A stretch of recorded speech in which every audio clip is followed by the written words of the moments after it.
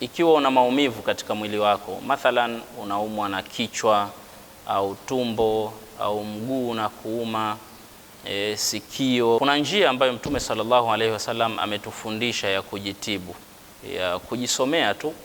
Mkono wako wa kulia uweke kwenye sehemu ambayo inauma kwenye mwili wako, kisha useme bismillah mara 3, yani bismillah bismillah bismillah. Kisha useme mara 7 a'udhu billahi wa qudratihi min sharri ma ajidu wa uhadhir.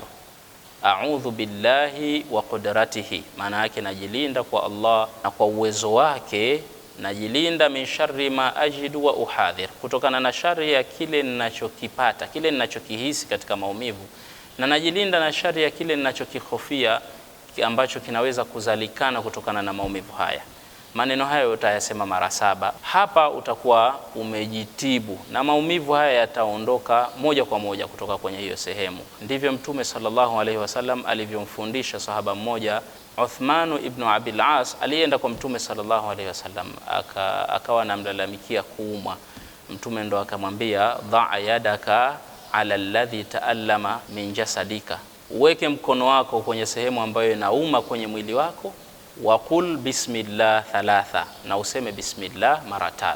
Kisha Mtume akamwambia waqul 7 marat a'udhu billahi wa qudratihi min sharri ma ajidu wa uhadhir, na useme mara 7 maneno hayo ukiwa ule mkono wako umeweka kwenye ile sehemu yenye kuuma.